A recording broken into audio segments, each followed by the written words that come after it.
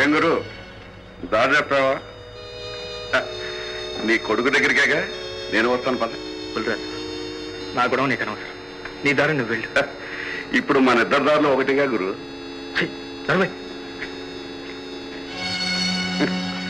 మోస్తాన్రా, నీ అబ్బాయి పులి పంజా పుంజుకునే వరకు మోస్తాన్రా. ఆ తర్వాత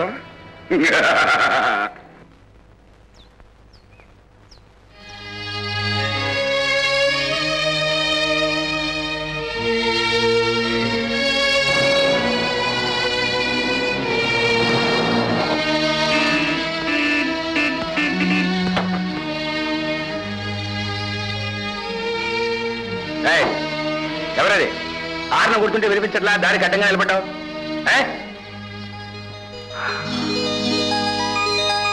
ఎవరైనా అడుగుతుంటే ఏమిటా అలా చూస్తావు? నేను బాబు, రాజయ్యను బాబు.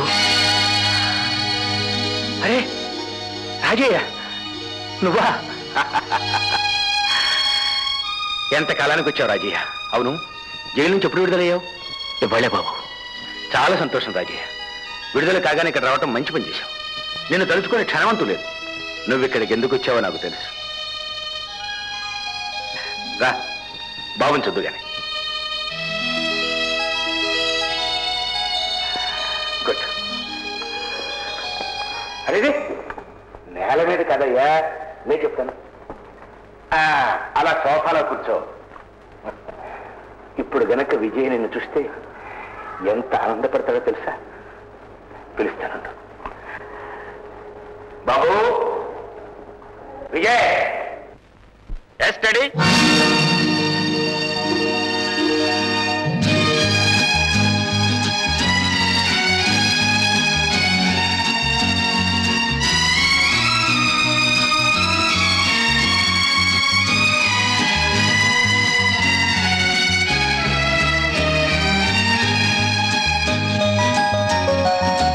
రా బాబు.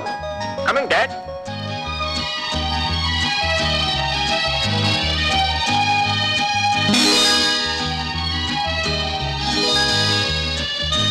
డాడీ, ఎందుకు పిలిచారు? బాబు, ఎవరో గుర్తుపెట్టావా?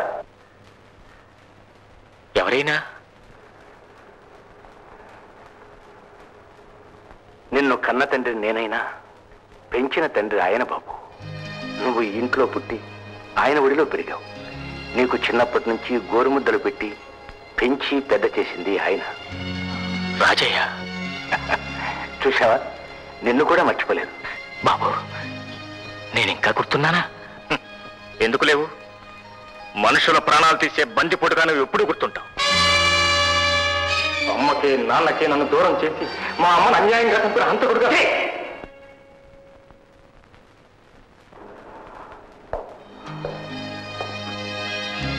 తప్పులందరూ చేస్తారు, కానీ అందులో కొందరే పశ్చాత్తాపడతారు. అవును, రాజయ్య ఎంతో మందిని చంపుండొచ్చు, కానీ ఒక దేశాన్ని బ్రతికించుకున్నాడు. కాకపోతే తన భార్యను దక్కించుకోవడానికి ఒక పొరపాటు చేశాడు. అందుకే నిశ్శబ్దంగా నిస్సహాయంగా నీ తల్లి లాంటి తల్లిని పోగొట్టుకున్నాడు. నేరం చేసే ప్రతి వాడికి కారణం ఏదో ఒకటి దొరుకుతుంది, కానీ మంచి చెడ్డలు నిర్ణయించవలసింది సమాజం, దొంగ కాదు. బాబు చెప్పేదే నిజమే అయ్య గారు. వెళ్ళేది దేవాలయానికి అయినా నడిచే త్రోవ మంచిది కానప్పుడు పుణ్యం దక్కదు బాబు గారు. నేను వస్తాను. రాజయ్య, రాజయ్య, ఎక్కడికి? ఇప్పుడు ఎక్కడికి వెళ్దామని?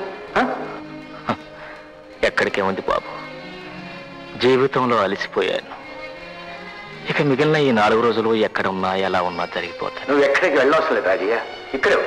విజయ్, ఒకనాడు ఈ రాజయ్య గనక మనసు మార్చుకుని నిన్ను నాకు అప్పగించి ఉండకపోతే నువ్వు తల్లికే కాదు, ఈ తండ్రికి కూడా దూరంగా నువ్వు నిత్యం అసహించుకుని ఇతర పంచలోనే పెరిగి పెద్దవాడు అయ్యేవాడు. అర్థమైందా? పువ్వు పరిమళించిన తర్వాత తనకు ప్రాణం పోసిన మట్టిని అసహించుకోవటం గొప్పతనం కాదు. ఏమైనా సరే రాజయ్య మన ఇంట్లోనే ఇక్కడే ఉంటాడు.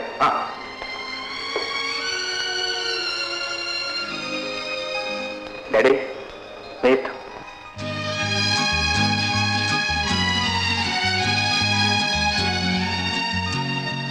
రాజయ్య, రాజయ్య, అబ్బాయి చిన్నవాడు, వాడన్న మాటలేదే మనసులో పెట్టుకోక. పర్వాలేదు బాబు, పర్వాలేదు. అన్నది అబ్బాయే కదా, పర్వాలేదు. విజయ్, నువ్వు నా గుర్రం మీద ఎక్కావు, అది నిన్ను తిప్పలు పెడుతుంది. ఇగో సంధ్య, నిన్ను లొంగదీసినట్టే నీ గుర్రాన్ని కూడా లొంగదీస్తాను. చూద్దాం. ఓ ఎస్, ఛాలెంజ్ ఛాలెంజ్. నేను రౌతునే, బయటరు కాదు. కమాన్.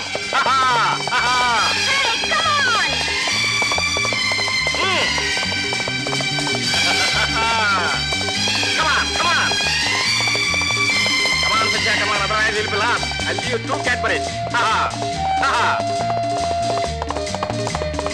on, man, come on. Hey, love this.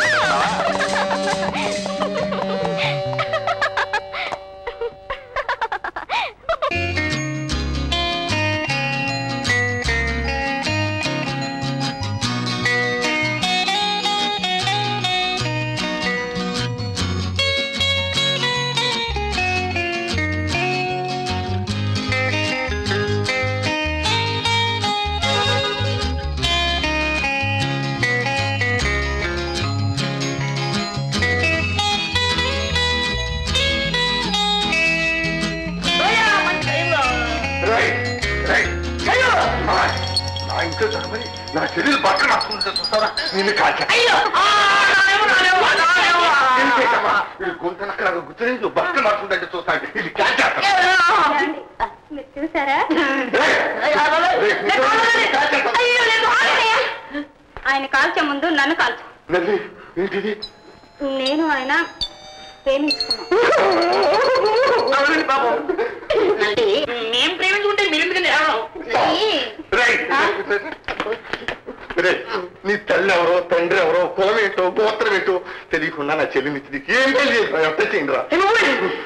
ఇన్నాను నేను ఆలోచించలేదండి. నా కులం ఏమిటి, నా గోత్రం ఏమిటి, నా తండ్రి ఎవరు, నా తల్లి ఎవరు, అవన్నీ తెలుసుకోకుండా నా ఇంటిలో అడుగు పెట్టావు, కమల్ వేంత తెచ్చేస్తాను. సింగిల్ అండి. వస్తానండి. నువ్వు లోపల కనిపిస్తావు, కాల్చేస్తాను నిన్ను కూడా.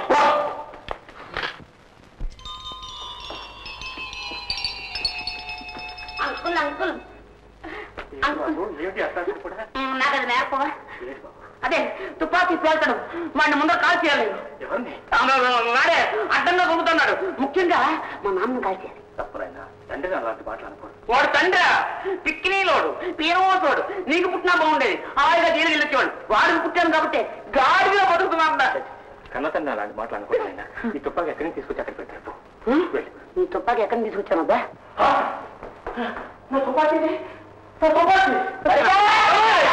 బల్లిగా కేకేశాడు. బల్లి తండ్రి, ఏమండి ఈ తుపాకీ నేను మొయ్యలేను, పేల్చలేను. ఇదే తుపాకీ తనను చూసేటటువంటి కాల్చేస్తాడు. మళ్ళీ కేకేశాడు. మీరేం బాధపడకండి, నేను వెళ్తున్నాగా.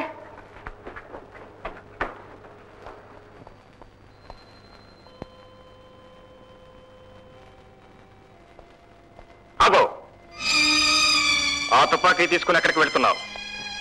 లేదు బాబు, ఈ తుపాకీ నేను తీసుకురాలేదు బాబు. ఇది వారి అబ్బాయి, అదే చెంగల్ దగ్గర అబ్బాయి తీసుకొచ్చాడు. ఏమిటి, మా అబ్బాయి ఖూనీలు హత్యలు చేసేవాడా? చూసా విజయ్, నేను మొదటి నుంచి చెబుతూనే ఉన్నాను, ఇటువంటి వాళ్ళని ఇంట్లో ఉంచడం మంచిది కాదు అని. అవును, ఇలాంటి వాళ్లే తిన్న ఇంటి వాసాలు లెక్క పెడతారు. చెప్పు, ఈ తుపాకీ ఎందుకు దొంగతనం చేశావు? చెప్పు బాబు. నేను చెప్పేది నిజం బాబు. ఈ తుపాకీ నేను దొంగతనం తెలియదు. కావాలంటే వారి అబ్బాయిని అడగండి. చేసిన తప్పులు సమర్థించుకోవడానికి ఇంకా అబద్ధాలు ఆడుతున్నావా? అబద్ధాలు. ఏమిటా తొందరపడ్డా? నీ తండ్రి లాంటి మనిషి మీద చేసుకోవడానికి నీకు సిగ్గు లేదు? సిగ్గుపడాల్సింది నేను కాదు, నీతో సమానమైన గౌరవాన్ని ఇచ్చుకుని నెత్తికెక్కించుకున్నారే. అర్థం లేకుండా మాట్లాడు. ఎవరు చెప్పారు నేను? ఆ తుపాకీ తీసుకొచ్చింది రాజీ కాదు. ఇదిగో ఈ బడుగు. ఏ విజయ్, ఇప్పుడేమంటావు? I'm sorry daddy, I'm very sorry.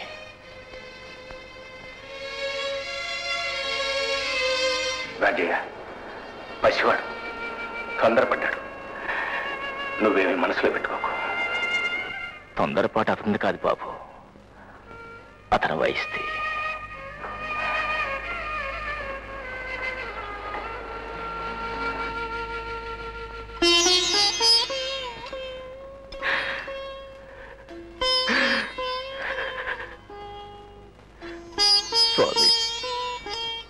ఎందుకు నాకు ఈ కఠిన శిక్ష?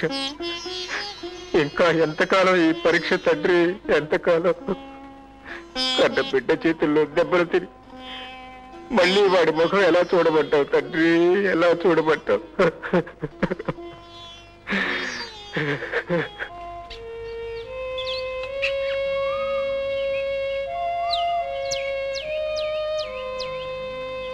విజయ్, ఏమిటి ఆలోచిస్తున్నావు? సంధ్య, నీకెప్పుడైనా చెప్పానా మా ఇంట్లో ఒక దొంగ ఉంటున్నాడని? చెప్పక్కర్లేదు, నా పక్కనే ఉన్నాడు. పరిహాసం కాదు సంధ్య.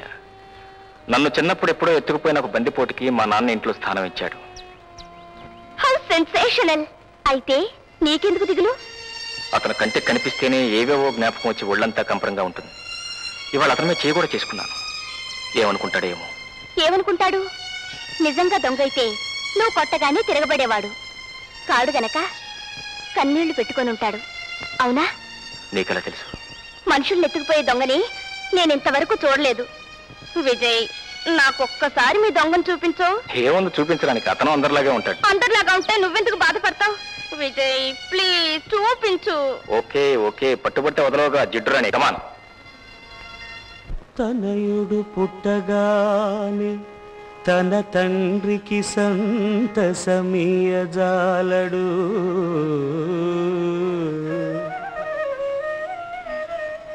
ఆ తనయుడు కీర్తిలోన తన తండ్రిని మించిన నాడే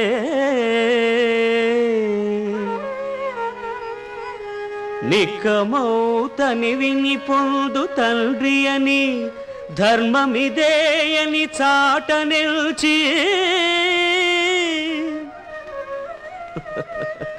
నీ తనయుల చేత నోడితివి దాశరథి కరుణాపయోనిధి.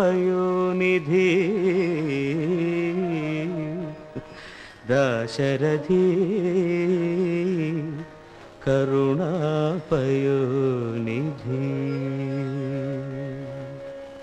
ఇతనే సంధ్య, నువ్వు కళ్ళారా చూడాలనుకున్న పెద్ద మనిషి. ఒకప్పుడు దేశాన్ని ఉద్ధరించాలని ప్రజల ప్రాణాలు తీశాడు. ఇప్పుడు తనను ఉద్ధరించమని దేవుడు ప్రాణాలు తీస్తున్నాడు. ఆ చేతుల్లో ఇంకా ఆరని రక్తాన్నే చూస్తావో, ఆ కళ్ళల్లో తీరని భక్తి పారవశ్యాన్నే చూస్తావో నీ ఇష్టం. చూడు. విజయ్, ఏమిటది? అవును సంధ్య, శరీరంలో శక్తి ఉన్నంత వరకు మనిషి దేవుడి కంటే తనే గొప్పవాడిని అనుకుంటాడు. ఆ శక్తి కాస్త సన్నగిలిన తర్వాత ఆ దేవుడి కాళ్ళ మీద పడతాడు. ఈ దేశంలో దేవుడి పేరు జరుగుతున్న అందమైన ఆత్మవంచనకు ఈయన సజీవమైన నిదర్శనం. విజయ్, ఆయన్ని చూస్తుంటే నాకు అలా కనిపించడం లేదు. అది కూడా ఆయన చేసే మోసాల్లో ఒక భాగమే. జీవితం చేతుల్లో మోసపోయిన వాడు కన్న కొడుకుని ఒప్పించలేడు, జన్మనిచ్చిన ఆ తండ్రిని మెప్పించలేడు. నన్ను చూడాలని వచ్చావా తల్లి? ఇప్పుడు నాలో చూడాల్సింది 10 మంది బతుకులు నాశనం చేసిన బందిపోటును కాదమ్మా, బతికి చెడ్డ ఒక పేద తండ్రిని. బాబా. సంధ్య, దొంగ సమాజాన్ని తిడతాడు, హంతకుడు తన దురదృష్టాన్ని తిట్టుకుంటాడు. ఈ పిట్ట కథలు వింటే నాకు టైం లేదు. పోదారా, కమా. వెళ్ళమ్మా. రమ్మన్నాక వెళ్ళకపోతే ఆ అబ్బాయి బాధపడతాడు. వెళ్ళి. బాధపడాల్సింది ఆయన గారు కాదు, నేను. ఎందుకనమ్మా? నీలాంటి మంచి మనిషిని నోటికొచ్చినట్టు మాట్లాడినందుకు. మంచిని ఆదరించడం, చెడును అసహించుకోవటం ఆ వయసు లక్షణం అమ్మా. అవును, నీకు అబ్బాయి విజయ్ అంటే చాలా ఇష్టం కదూ? అంటే మీ ఇద్దరు కొద్ది రోజుల్లోనే భార్యాభర్తలం కాబోతున్నాం. సంతోషం అమ్మా, చాలా సంతోషం. భగవంతుడు దయామయుడు, కరుణామయుడు. ఒక తరంలో ఇవ్వని అదృష్టాన్ని మరో తరానికి ప్రసాదించి తాను పోగొట్టుకున్న దాన్ని తన వాళ్ళల్లో చూసుకుని ఆనందించమంటాడు. అమ్మా, మీ ఇద్దరిని చూస్తూ ఉంటే నా కడుపు నిండినట్టుందమ్మా. బాబా. అమ్మా, నీకు నాన్న వాళ్ళెవరూ లేరా? లేకేమమ్మా, అన్నవాళ్ళు కన్నవాళ్ళు ఉన్నారు. కళ్ళారా చూసి ఆనందించే చోటే ఉన్నారు. ఎక్కడా? ఎక్కడేమిటమ్మా, మనసు ఎక్కడుంటే అక్కడ. ఇక్కడే. నువ్వేం బాధపడకు బాబా, ఈ ఇంటికి కోడల్నే వస్తాను. నీకు కన్న కూతురులాగా సేవలు చేస్తాను. అమ్మా అమ్మా, నిన్న భగవంతుడు చల్లగా చూస్తాడు, చల్లగా చూస్తాడు. వస్తాను బాబా.